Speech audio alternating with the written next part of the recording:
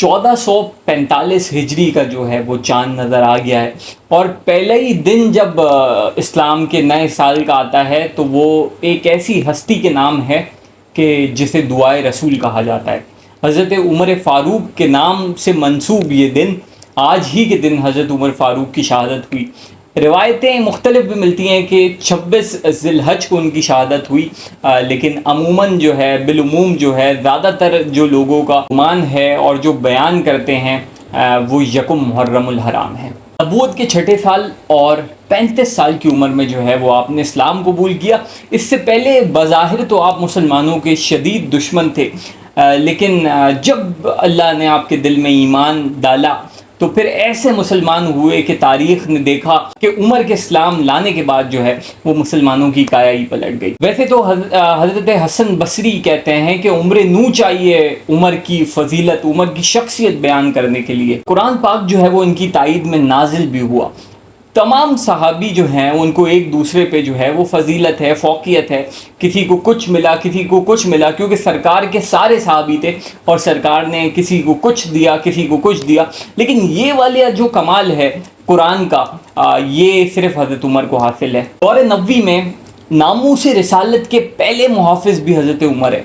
انہی کے اس عمل کے بعد کہ جب حضور کے دور میں کسی نے گستاخی کی اور حضرت عمر نے اس کا سر قلم کر دیا، تو اسی کے بعد یہ قانون جو بنا، تو اگر ہم پہلا ناموس رسالت پہ کسی نے سٹیپ لیا تو وہ بھی حضرت عمر فاروق کی ذات ہے۔ تو جیسے ہی حضرت عمر نے سوچا تو قرآن کی آیت نازل ہوئی وَاتَّخِذُوا مِن مَقَامِ إِبْرَاهِيمَ مُصَلًّى، تو حضرت عمر نے سوچا اور فوراً ہی قرآن کی آیت نازل ہوئی۔ یہ فضیلت جو ہے یہ کسی بھی صحابی کو حاصل نہیں ہوئی۔ اسی طریقے سے ازواج مطہرات کو جو پردہ کرنے کا حکم ہے، کیونکہ نبی کریم صلی اللہ علیہ وسلم کے پاس اچھے لوگ بھی آتے تھے، برے لوگ بھی آتے تھے، تو حضرت عمر چاہتے تھے کہ بھائی ازواج جو ہیں وہ پردہ کریں۔ تو حضرت زینب نے کہا کہ اے عمر، ہمارے گھر میں تو قرآن نازل ہوتا ہے، تم ہمیں پردہ کرنے کا بتاتے ہو۔ تو حضرت عمر کا یہ کہنا تھا اور قرآن کی آیت نازل ہوئی اور اس کے بعد ازواج پہ جو ہے وہ پردہ فرض ہو گیا۔ تو اس کا یہ مطلب ہے کہ اگر حضرت عمر کے بتانے کے بعد اگر وہ آیت نہیں آتی تو پھر وہ اس کو ماننا جو ہے وہ ضروری نہیں تھا، لیکن آیت نازل ہونے کے بعد جو ہے وہ حضرت عمر کی اس بات کی جو ہے وہ تائید ہو گئی۔ ناظرین کرام، ایسا نہیں ہے کہ سرکار نہیں جانتے تھے یا ان کو نہیں پتا تھا کہ پردے کا حکم ہوگا یا نہیں ہوگا۔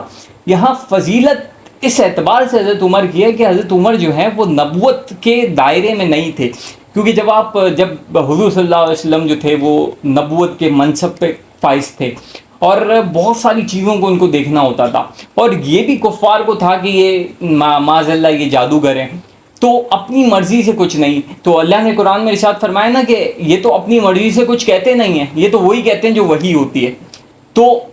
تو نبی کریم صلی اللہ علیہ وسلم تو صرف جب بتاتے تھے جب وحی نازل ہوتی تھی، لیکن حضرت عمر جو تھے وہ ان تمام چیزوں سے پاک تھے، ایک ایسے پولیٹیشین تھے جو ہر زاویے سے چیزیں سیکھتے تھے، اور وہی چیزیں جو ہیں وہ ان کی دور خلافت میں نظر آئیں۔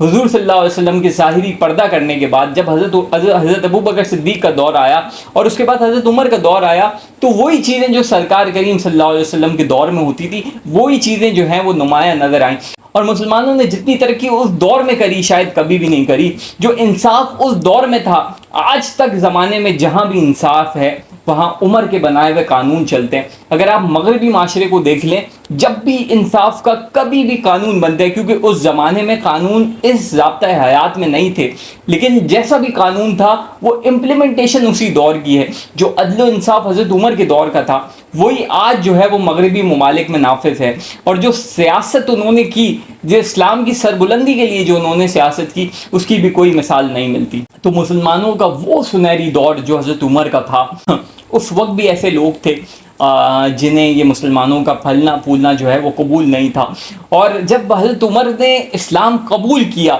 اور جب حضور صلی اللہ علیہ وسلم نے یہ ڈیسائیڈ کیا کہ اب ہمیں ہجرت کرنی چاہیے مکے سے مدینے کی طرف، تو حضرت عمر نے بولا اس وقت نکلتے ہوئے کہ کون ہے جو اپنی بیوی کو بیوہ کرنا چاہتا ہے، کون ہے جو اپنے بچوں کو یتیم کرنا چاہتا ہے، تو آؤ میرے سامنے آؤ۔ اور پھر جب مسلمانوں کا عروج ہوا، انہوں نے کھلے عام جو ہے وہ کعبے میں نماز پڑھی، اور حضرت عمر کے اسلام لانے کے بعد جو ہے وہ بیت اللہ سے اذان دی گئی.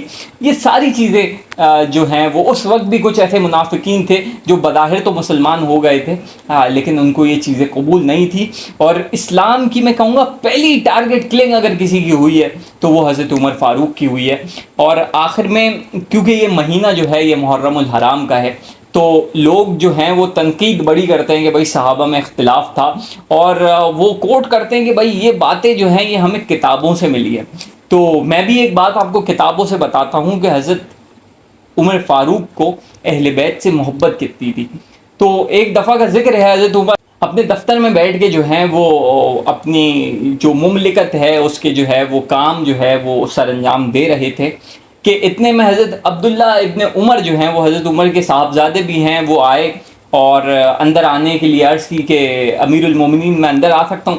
تو حضرت عمر نے کہا باہر کھڑے ہو, میں ذرا امور سلطنت جو ہے وہ نپٹا رہا ہوں اور اس کے بعد میں تمہیں بلاؤں گا, تم باہر دروازے پہ کھڑے ہو جاؤ.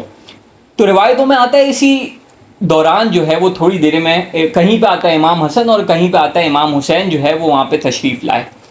تو انہوں نے آ کے پوچھا کہ حضرت عمر تشریف فرمائیں, تو حضرت عبداللہ بن عمر نے کہا کہ جی جو ہیں وہ اندر بیٹھے ہوئے حضرت عمر.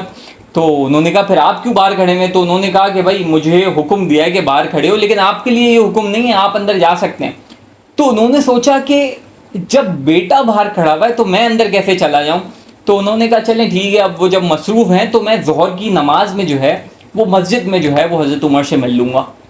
تو اسی دوران جو ہے وہ ظہر کا وقت ہوا, حضرت عمر جو ہے وہ اپنے دفتر سے جو ہے وہ باہر آئے اور پوچھا عبداللہ بن عمر سے کہ کوئی آیا. تو اب ناظرین کرام جملے سنیے گا. تو حضرت عبداللہ ابن عمر کہتے ہیں کہ جی امام حسین آئے تھے. تو کہا اندر کیوں نہیں بھیجا؟ کہا آپ ہی نے تو کہا تھا کہ میں مصروف ہوں. کہا وہ تمہارے لیے کہا تھا, حسین کے لیے تھوڑی کہا تھا. اور عرب میں یہ جو لفظ ہے نا یہ کہا جاتا ہے, تو حضرت عمر کہتے ہیں کہ عبداللہ تیری غم میں تیری مار ہوئے. یہ جب کوئی بہت غصے میں ہوتا ہے نا تو یہ الفاظ کہتے ہیں. تو وقت کے امیر المومنین ہیں, سیدھا گئے امام حسین کے گھر کا شہزادے آپ آئے تھے تو آپ اندر تشریف کیوں نہیں لائے؟ تو انہوں نے کہا کہ امیر المومنین آپ مصروف تھے, تو میں نے سوچا کہ جب عبداللہ ابن عمر جو ہیں وہ باہر کھڑے ہیں تو میں اندر کیسے تشریف لے آؤں. تو کہتے ہیں شہزادے کیا اس کی ماں فاطمہ ہے؟ کیا اس کے بابا کا نام علی ہے؟ کیا اس کی نانی ختیجہ ہے؟ کیا ان کے نانا حضور صلی اللہ علیہ وسلم ہیں؟ آج عمر کی جتنی حکمرانی ہے, آج عمر کا جتنا نام ہے, یہ سب آپ کے نانا کا صدقہ ہے. اور حضرت عمر کہتے ہیں کہ اسلام سے قبل جو ہے میں اپنے باپ کی گالیاں سنتا تھا, میں ریگستان میں کہیں اونٹ آتا ہے کہیں گھوڑے چلا رہا ہوتا تھا, لیکن آج یہ جتنی عزتیں مجھے ملی ہیں یہ سب آپ کے نانا کا صدقہ ہے. تو ناظرین کرام یہ محبت تھی اہل بیت سے حضرت عمر کی. تو جہاں ہمیں دوسری باتیں سننے کو ملتی ہیں وہاں یہ محبت کی باتیں بھی کرنی چاہیے, کیونکہ اب جو دن آنے والے ہیں وہ محرم الحرام کے ہیں. تو لیکن محرم الحرام اسٹارٹ ہوتے ہی جو ہے وہ پہلی تاریخ حضرت عمر کے نام ہوتی ہے. تو آج ہمارا معاشرہ جو ہے وہ ایسی شخصیت کا جو ہے وہ منتظر ہے.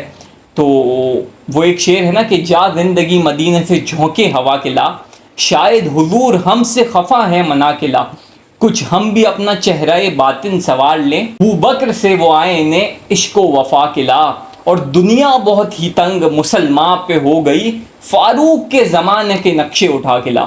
تو وہ جو فاروق کے زمانے کے نقشے تھے جس میں مسلمانوں نے حکمرانی کی اور پھر ایسی حکمرانی کی کہ انصاف کا بول بالا تھا اور ہر طرف خوشحالی تھی, اور آج جب ہم نے ایسی ہستیوں کو چھوڑ دیا ہے تو آج جو ہماری مثال ہے کہ ہمارے حکمران یہ کہنے پہ مجبور ہیں کہ بیگرز کانٹ بی چوزرز. تو لمحہ فکری ہے ہمارے لیے, تو ہمیں ایسی ہستیوں کو جو ہے وہ یاد رکھنا چاہیے. تو آخر میں اللہ سے یہی دعا ہے کہ حضرت عمر جیسے حکمران ہمارے ملک پہ آئیں تاکہ اسلام کا بھی بول بالا ہو اور جو ہمارا ملک ہے وہ بھی ترقی کرے. اللہ حافظ.